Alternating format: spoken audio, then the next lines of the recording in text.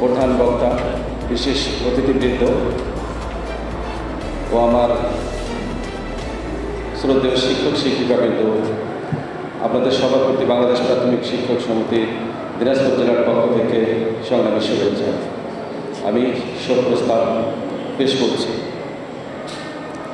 1971 সালের মহান মুক্তিযুদ্ধের মধ্য দিয়ে এক বৈষম্যের অবসানের জন্য যারা জীবন উৎসর্গ করেছিলেন, সেই সমস্ত বীর শহীদদের রুহের মাগফিরাত কামনা করছি। রুহের মাগফিরাত কামনা করছি। জুলাই আন্দোলনে বাক স্বাধীনতা ও গণতন্ত্র ফিরিয়ে আনার জন্য বৈষম্য বিরোধী ছাত্র আন্দোলনে আত্মদানকারী শহীদ আবু সাঈদ মুগ্ধসহ ছাত্র জনতার সকলের রুহের মাগফিরাত কামনা করছি।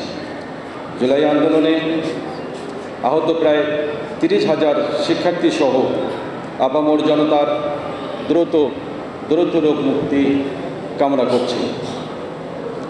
সম্মানিত সুধী, বাংলাদেশ প্রাথমিক শিক্ষক সমিতি একটি ঐতিহ্যবাহী পেশাজীবী সংগঠন। এই পেশাজীবী সংগঠনের বাংলাদেশের এই সমিতির প্রতিষ্ঠা লগ্নের সম্মানিত সভাপতি, আমাদের প্রয়াত অতি শ্রদ্ধাভাজন ব্যক্তি মরহুম অধ্যাপক আবুল কালাম আজাদ সহ সারা দেশের কেন্দ্রীয় কমিটির, মহানগর কমিটি, জেলা কমিটি ও উপজেলা কমিটি সহ সকল ইউনিটের প্রয়াত সকল স্তরের নেতৃবৃন্দের রুহের মাগফিরাত কামনা করছি। পাশাপাশি আমাদের যে সমস্ত নেতৃবৃন্দ অসুস্থ অবস্থায় হাসপাতালের বেডে আছে, বাড়িতে যারা অসুস্থ অবস্থায় আছে, যারা এই সমিতির সাথে ওতপ্রোতভাবে জড়িত ছিল, তাদের সবারই রোগ মুক্তি কামনা করছি। এ পর্যায়ে তাদের সবারই প্রতি দোয়া এবং আপনার আমার সবারই জন্য দোয়া পরিচালনা হবে।